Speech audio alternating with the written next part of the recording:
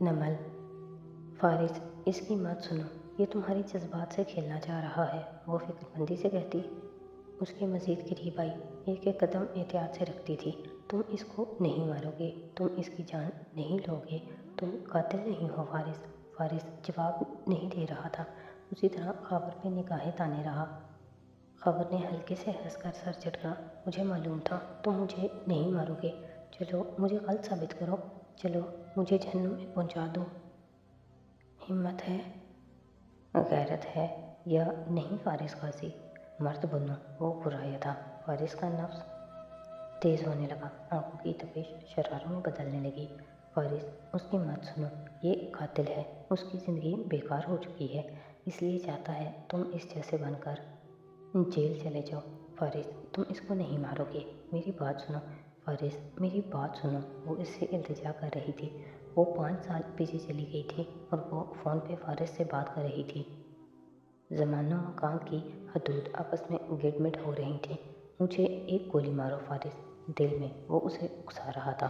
وہ تینوں ہمیشہ سے اس تکون میں تھے، 5 سال سے وہ اس تکون میں قید تھے، آج وہ تکون پھر سے واپس آ گئی تھی۔ فارس، تم اس کو نہیں مارو گی۔ آنسو سمر کی آنکھوں سے ابل رہے تھے، وہ اس سے 3 قدم دور کھڑی اس کی محنت کر رہی تھی۔ اگر تم نے اسے مار دیا تو تم اس جیسے بن جاؤ گے، تم قاتل بن جاؤ گے، تم اپنی معصومیت کھو دو گے۔ نہیں ہو تم کافر، ماکر، کاذب، قاتل، نہیں ہو تم مجرم، تم بے گناہ تھے، لیکن اگر اس کو مارا تو نہیں رہو گے۔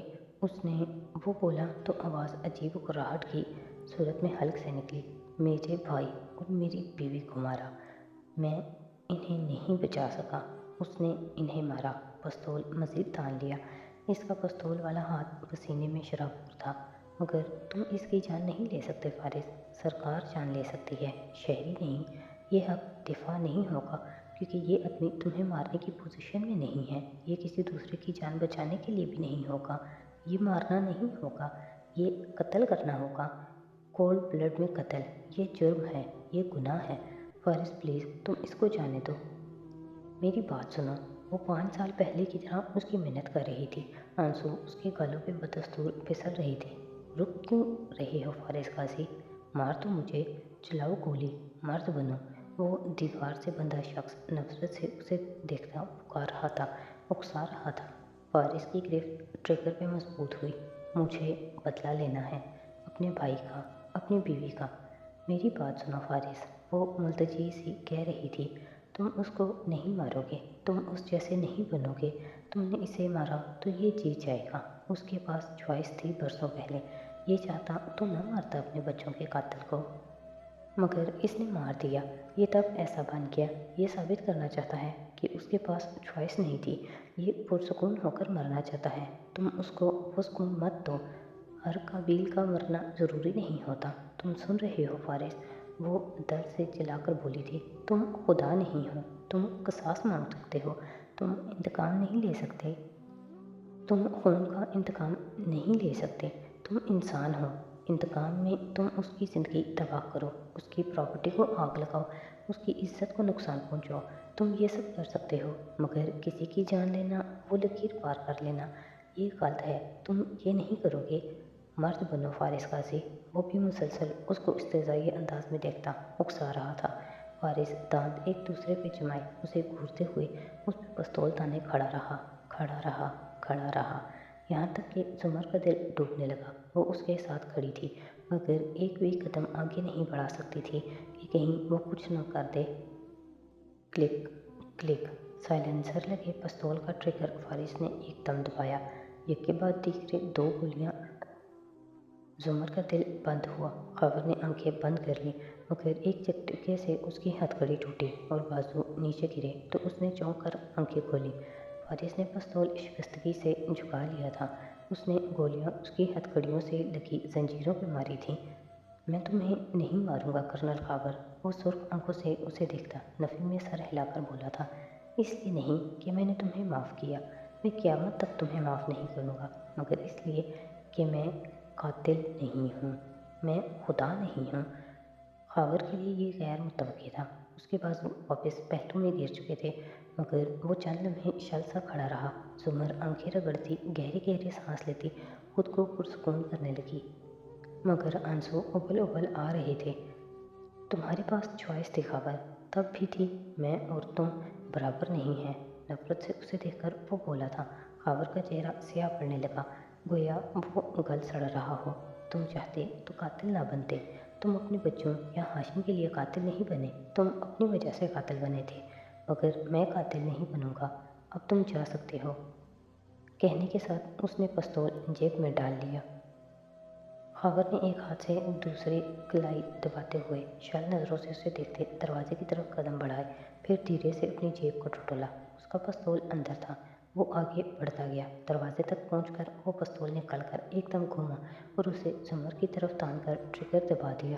1 2 3 4 محض کلک کلک کی آواز سنائی دی، نہ کوئی دھماکہ ہوا، نہ کوئی گولی چلی۔ خاور نے جھلا کر اپنے خالی پستول کو دیکھا۔ فارس نے دوسری جیب میں مٹھی ڈال کر باہر نکالی اور پھیلائی۔ اس میں خاور کے پستول کی چند گولیاں تھیں۔ خاور کے چہرے پہ شکست کے آثار دکھائی دینے لگے تھے۔ بھاگ جاؤ، اس سے پہلے کہ میں اپنا ارادہ بدل ڈالوں۔ خاور نے تل ملا کر دروازہ کھولا۔ میں ایک ایک کو دیکھ لوں گا، اور باہر نکل کر دروازہ بند کر دیا۔ زمر اسی طرح کھڑی تھی، آنکھوں سے آنسو بہہ رہے تھے۔ تھوڑی تھوڑی دیر بعد ہچکی لینے کی آواز آتی تھی۔ وہ اسے دیکھے بنا میز پہ ہاتھ رکھے آہستہ سے شکستہ سا زمین پہ بیٹھا، اکڑو حالت میں کمر کرسی کی ٹیک سے لگا لی، تھوڑی جھک کر سینے سے آ ملی۔ وہ ٹوٹا ہوا لگ رہا تھا۔ میں بزدل نکلا، میں اسے نہیں مار سکا، وہ سر جھکا کر نفی میں ہلاتا کہہ رہا تھا۔ اس کی آواز گیلی تھی۔ زمر نے بھیگی آنکھوں سے دیکھا، فارس کی جھکی آنکھوں سے آنسو ٹپک کر فرش پہ گر رہے تھے۔ میں اپنے بھائی کا، اپنی بیوی کا، تمہارا بدلہ نہیں لے سکا۔ میں بزدل نکلا، میں گولی نہیں چلا سکا۔ وہ مسلسل نفی میں سر ہلا رہا تھا۔ تب زمر نے دیکھا، اس کی کن پٹی کے قریب خاور کے موقع کے باعث جلد پھٹ گئی تھی اور ذرا سا خون رس رس کر جمنے لگا تھا۔ کان تک خون کی لکیر آ رہی تھی۔ اس نے میز پہ رکھے ٹیشو باکس سے ٹیشو کھینچا اور اس کے قریب زمین پہ بیٹھی۔ آئی ایم سو سوری فارس، وہ اسی طرح روتے ہوئے بولتی ٹیشو کے زخم سے مس کرنے لگی۔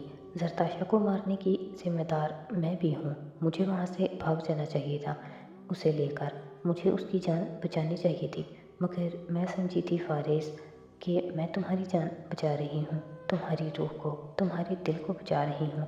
اس کا زخم صاف کرتے ہوئے وہ بولتی جا رہی تھی، آئی ایم سو سوری، میں نے تمہارے ساتھ بہت برا کیا، میں نے بہت غلط کیا۔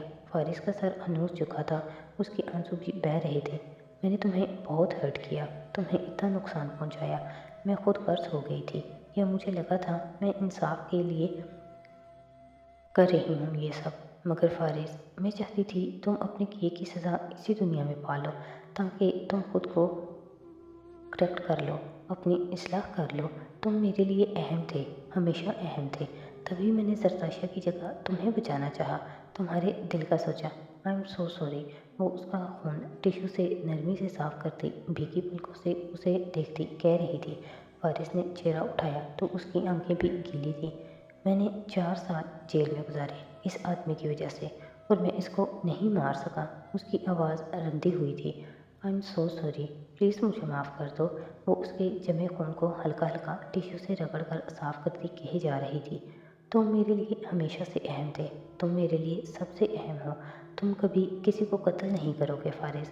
فارس نے بھیگی آنکھوں سے اسے دیکھتے ہوئے اس بات پہ سر ہلایا، مجھے زرتاشا سے محبت تھی، اور میں اس کے لیے قتل تک کرنا چاہتا تھا۔ آج اسے پہلی دفعہ پتہ چلا تھا، اور زرتاشا کبھی نہیں چاہے گی کہ تم جیل جاؤ اس کا بدلہ لینے کی پاداش میں۔ زرتاشا چاہے گی کہ تم خوش رہو، نئی زندگی شروع کرو۔ میرے سامنے وہ تھا، میرا مجرم، اور میں اس کی جان نہیں لے سکا، میں بزدل نکلا۔ زمر نفی میں گیلا چہرہ دائیں بائیں ہلاتی، تم مسلمان ہو، تم نے خدا بننے کی کوشش نہیں کی، تم بہادر ہو، تم نے انسانیت دکھائی۔ فارس نے ناک سے گیلا سانس کھینچتے کرسی کی ٹانگ سے سر ٹکا دیا اور نگاہیں اوپر اٹھائیں۔ میں خدا نہیں ہوں، میں مانتا ہوں کہ میں خدا نہیں ہوں، میں خدا نہیں بننا چاہتا تھا، اسی لیے میں نے اسے جانے دیا، ہم اپنا انتقام اللہ پہ چھوڑتے ہیں فارس، ہم انصاف کے لیے لڑیں گے مگر انتقام کے لیے نہیں۔ مجھ سے وعدہ کرو، آپ کسی کو مارنے کا نہیں سوچو گے۔ وہ اس کے خون اور بالوں کو نرمی سے ٹیشو سے صاف کرتی کہہ رہی تھی۔ فارس نے اسے دیکھتے اس بات میں سر ہلایا۔ نہیں سوچوں گا، میں تمہیں کھونا نہیں چاہتی، کسی بھی صورت نہیں۔ I love you so much, I really do, تم بہت اچھے ہو۔ وہ ابھی تک بے مقصد اس کے زخم پہ ٹیشو پھیر رہی تھی۔ وہ تکان بھری آنکھوں سے اسے دیکھے گیا۔ اس کے لب ایک ہی سطر بڑبڑا رہے تھے۔ میں خدا نہیں بننا چاہتا، میں ہتھیار ڈالنا چاہتا ہوں۔ میں خدا نہیں بننا چاہتا۔ اور وہ بے آواز آنسو بہاتی اس کا زخم بھی ابھی تک صاف کرتی دہراتے جا رہی تھی۔ آئی لو یو سو مچ، میں تمہیں کھونا نہیں چاہتی۔ سرد رات باہر قطرہ قطرہ جمتی رہی، پگھلتی رہی، جم کر پگھلتی رہی۔ ٹوٹا ہوا چاند بادلوں میں تیرتا رہا۔ اس ٹوٹے چاند تلے زمین پہ بنے مور جال کے لاؤنج میں جتنی گہما گہمی تھی، اس کے اس بیڈ روم میں اتنا ہی سناٹا تھا۔ حنین مدھم لائٹ بلب جلائے بستر پہ یوں بیٹھی تھی کہ پیر زمین پہ لٹکے تھے اور ہاتھ گود میں تھے۔ چہرہ ویران اور آنکھوں میں شل سا تاثر تھا۔ وہ یک ٹک بیٹھی خلا میں گھو رہی تھی جب دروازہ دھیرے سے کھلا۔ اندھیرے میں بیٹھی حنا نے چہرہ اٹھایا۔ باہر روشنی میں نہائے دروازے سے سعدی اندر داخل ہوا تھا۔ اس کے ہاتھ میں فون اور چارجر تھا۔ یہ کہاں لگے گا؟ 3 پن ہے، اس نے نگاہیں ملائے بغیر سوال پوچھا، پھر خود ہی دیوار پہ ادھر ادھر دیکھا۔ 3 پن ساکٹ نظر آیا تو آگے بڑھا، جھک کر چارجر لگایا اور فون وہیں زمین پہ رکھ دیا، پھر جانے کو مڑا۔ آپ مجھ سے ناراض ہیں؟ وہ اس کی پشت کو دیکھتے ہوئے بولی۔ سعدی کے قدم زنجیر ہوئے مگر مڑا نہیں۔ میں نے آپ کا 8 ماہ انتظار کیا، لیکن آپ کو مجھے دیکھ کر کوئی خوشی نہیں ہوئی۔ اس نے ہچکی لی، شدت غم سے آنکھوں میں پانی بھر آیا۔ سعدی دھیرے سے پلٹا، اس کے چہرے پہ اب برہمی تھی۔ اور ان 8 ماہ میں تمہارے نام سے مجھے کتنی اذیت ملی، اس کا احساس ہے تمہیں؟ وہ گرج کر بولا تھا۔ تم نے چیٹنگ کی، میں نے تمہیں معاف کر دیا۔ تم نے ہاشم کو کالج بلایا، میں تمہاری اور زمر کی باتوں میں آ گیا اور اس کو بھی جانے دیا۔ مگر کیا میں نے بکواس نہیں کی تھی کہ تم اس سے کبھی بات نہیں کرو گی، اس کو کبھی نہیں بلاؤ گی؟ پھر بھی تم نے وہی کیا ہے حنین یوسف۔ اس کی آواز دبی دبی اور راہٹ میں بدل گئی۔ حنین پتھر ہو گئی۔ باتھ روم کے دروازے کی کنڈی کھلی اور سیم باہر نکلا۔ حیرت سے ان دونوں کو دیکھا۔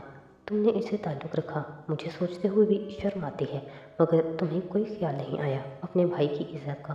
کوئی خیال نہیں کیا تم نے؟ وہ تمہارا نام لے کر کیا کیا باتیں کرتا تھا میرے سامنے، میں کبھی نہیں بھول سکتا۔ تم نے مجھے 8 ماہ میں کتنی اذیت دی ہے، تمہیں اندازہ بھی نہیں ہے۔ تمہیں اندازہ بھی نہیں ہے کہ تمہاری وجہ سے میرا سر کتنی دفعہ جھکا۔ وہ میرے سامنے بیٹھ کر کہہ رہا تھا کہ تم آؤ گی اور میں جانتا تھا تم نہیں جاؤ گی، لیکن تمہارے نہ جانے سے تمہارے اتنے عرصے کی خطائیں مٹ نہیں گئیں۔ میں تمہیں کبھی نہیں معاف کروں گا، اور میں فارس ماموں سے بھی پوچھوں گا کہ انہوں نے تمہارا خیال کیوں نہیں رکھا۔ میں امی سے بھی پوچھوں گا کہ وہ کدھر تھی جب تم اس سے بات کرتی تھی۔ بولتے بولتے اس کا چہرہ سرخ پڑ گیا تھا۔ سیم پہلے تو ساکت ہو گیا، پھر ایک دم سامنے آیا۔